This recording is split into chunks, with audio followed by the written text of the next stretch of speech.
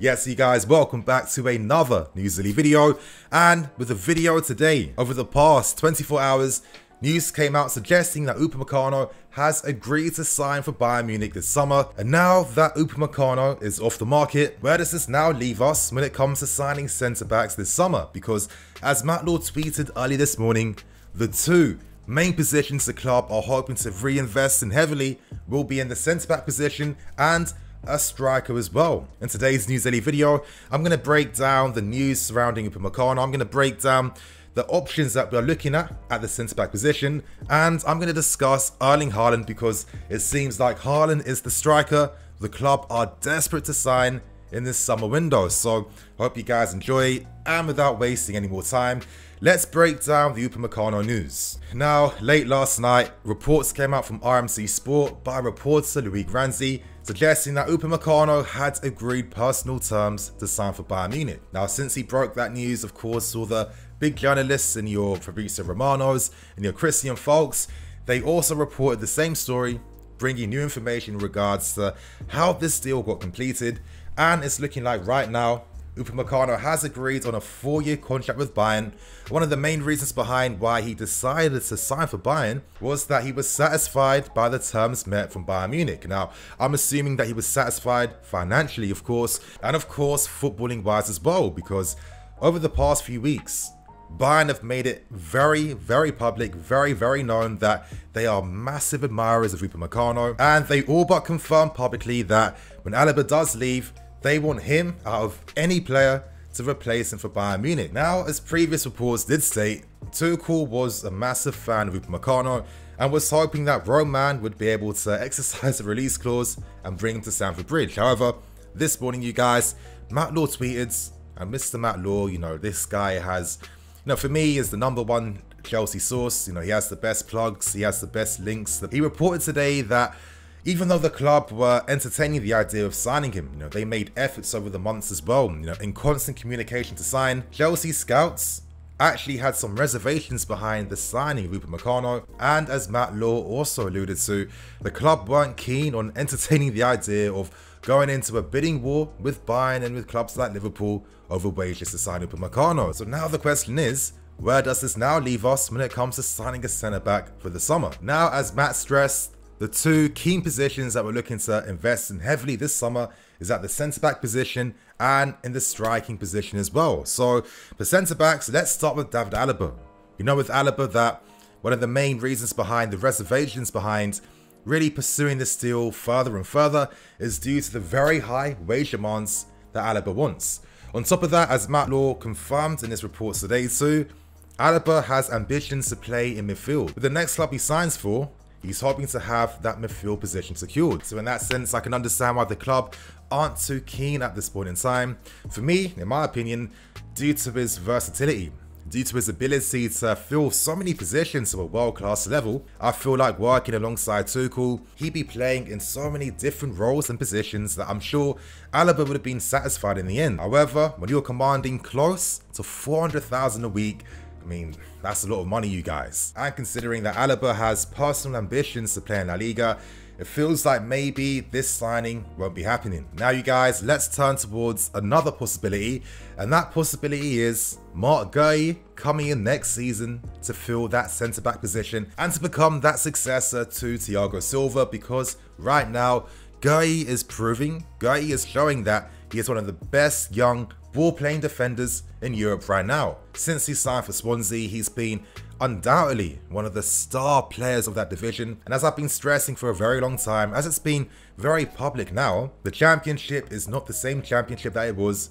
5-10 years ago. Right now, in that sense, it is like a finishing school for young players to learn their craft, get that experience, understand what it takes to compete at a professional level, and then be ready to compete in the Premier League. We can look towards ourselves, considering players like Mason Mount, Tammy Abraham, Reece James, Tomori all made that step up from the Championship to a top 4 level in the Premier League. So with GUEHI showing the same type of class and ability that players like Reece James, for example, was getting a ton of very high praise for, this could allude to the fact that maybe the club feel like GUEHI is the best one to invest in, considering that he's actually only 1 year younger than Upamecano and that his performances have been played at a very high level. Now, you guys, if you want further detail behind the potential that GUEHI has, he is a ball-playing defender. He is comfortable playing balls from over the top. He plays at least 3 long passes a game. He is comfortable playing between the lines. He is the defender that leads from the back. He commands the centre backs, and to do this at 20 years old already, I mean, that tells you everything you need to know about the player's leadership and his game awareness too, because GUEHI has the physicality to match. I mean, this guy is great in the air. He is great in the 1v1 tackles. It's how GUEHI reads the game, which for me, it's those types of small details that really separate players of great potential from your promising players or your good players. And I think when you have that ability to read the game to a great level, it does feel like right now, GUEHI should get a very fair chance at becoming part of the squad for next season and having the club back him and support him, because let's keep things real, he is only 1 year younger than Upamecano, and he's showing that he has been the best defender in the championship already, you guys. That leaves 3 more possibilities with KONATE, SULE and Varane as well. So starting with KONATE, this was reported by FALK, and he states that KONATE is the next player on the list, and he's being strongly followed by us, by Liverpool and by Manchester United as well. Now, KONATE at 6'4" is the definition of commanding. I mean, you can't get the ball past him. He has excellent defensive technicality. His last-ditch tackles are a thing of beauty. He times them so well, and he has the pace to match. He has the pace to play on the high line, and of course, you know, he has great technical ability too. You know, comfortable playing balls over the top. But for me, when you sign a player like this again, you're signing him for the potential, because KONATE is not complete at this point in time. I feel like his defensive awareness, his defensive positioning can improve, which is only natural. And as I'm stressing, you know, he's only 21 years old, so I'm not going to hold him to the highest standards compared to like a Thiago Silva. But it brings up the possibility that, okay, if you have great young defenders in the club already, what really separates a KONATE from a Marc GUEHI? I'm going to pose that question to you guys. This now takes us forward to NIKLAS SULE. Now, SULE during the 18-19 season, I mean, he was being seen as the best defender in the Bundesliga, the best defender for Bayern Munich. I mean, he had everything. He had the pace, the physicality. He was a colossus. He was commanding. However, in comes an ACL injury, which really just set back his entire career. But of course, you guys, as the future goes on, he suffers a very serious injury, an ACL tear, which really takes him out for a very long time. And of course, when you suffer injuries of this nature, as we've seen countless times before, recently with your Loftus Cheeks, it means that it takes you even longer to get back to your full form. With NIKLAS SULE, of course, he is a good defender.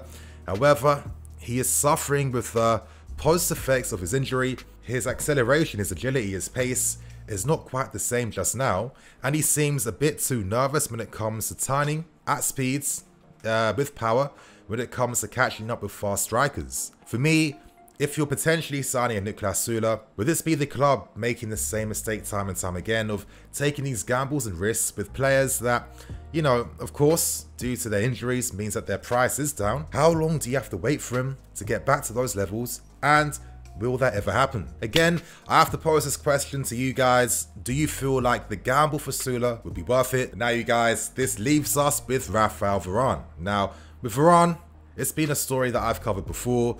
We know that he is considering his future away.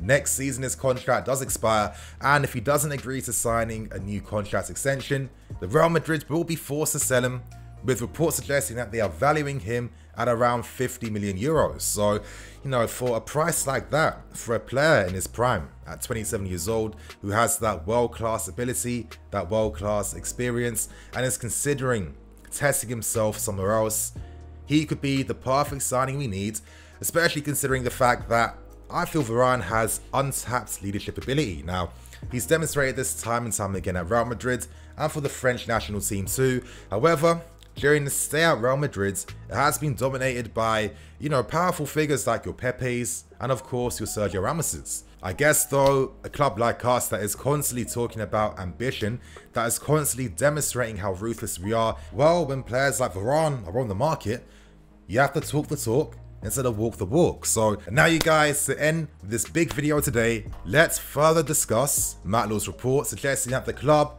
are hoping to sign a big name striker. Now, in his tweet, in came HAALAND, his name popped up, and as we've seen over the past few months right now, HAALAND has been on the club's radar for a very long time. Now, ever since he made his name and announced himself after scoring 9 goals for the under-21 Norwegian team, he put himself on every big club's radar. Based on reports that have come out over the past few months, it seems like the club only have eyes on him for the striker position. Now, of course, I could do so many videos just breaking down, signing a striker. We've got Werner, we've got Tammy Abraham, so many options. Is this the best use of our funds, considering that we need to strengthen more in midfields? Now, any deal for HAALAND is going to be difficult, considering that Raiola is his agent. And when you look at how we absolutely destroyed that deal to sign Lukaku all those seasons back, there is belief right now that with Petr Cech acting as our technical advisor, due to his reputation, due to his way with words, due to the respect that he has in the game, he could play a decisive part with building that good relationship back with Mino Raiola. Of course, that's a big hypothetical on its own, but let's consider HAALAND as a player. Now, I think right now, there's no doubting this guy's, incredible finishing, his incredible movement in behind, and the power and the strength in which he plays in. The club's idea behind signing HAALAND could be that, okay, we don't necessarily need our striker to be too involved in the build-up phase. We need someone that can finish these moves off, because the stats have been showing consistently over the past 18 months that when it comes to chance creation, we are scoring very high, but it's not being reflected by the goals being scored. HAALAND is showing already that if you give him space, he's going to bang these goals in. At the same time, to sign HAALAND means that you're spending way above the 75 million release clause that can be exercised in the summer, even though he's got world-class potential. Because he's only 20 years old, his overall game is not yet complete. For example, his passing, that could be a lot more effective. He does lose the ball quite a bit, and even though he can hold off any man quite easily, at times his decision making isn't always on point. Now, reports came out suggesting that HAALAND and his team have little doubts in regards to whether it's the right move to step up to the Premier League right now. And when you consider the amount of German players that have been signed recently that have needed at least 1 season to acclimatise themselves to the league, being a 21-year-old forward, you'd imagine that if HAALAND was to sign for us for massive money, there's not going to be any patience for him at all, because everyone forgets the age and focuses solely on the money spent to sign him. Now, I still think that Dortmund will plan to sell Sancho this window. They won't sell both unless they have a complete nightmare of a season where, the only thing they can do to survive financially would be to sell both players, but I don't see that happening personally. And signing him also brings up other doubts in my head. When HAALAND plays, he kind of drifts to the left-hand side, and we already have a striker in Timo Werner that can basically do that too. And considering Tammy Abraham, he's still got a very good record for us. He hasn't signed a new contract yet. With the signing of HAALAND, maybe tell Tammy, okay, it's his time to leave, because the club clearly aren't going to back him or support him. I feel like it's going to be one of those stories that continues to grow and grow and grow. But you guys, on that note, that was the News Daily video for today. I'm NIKLAS, this is Blue Lions TV. I'll catch you guys later with some more videos.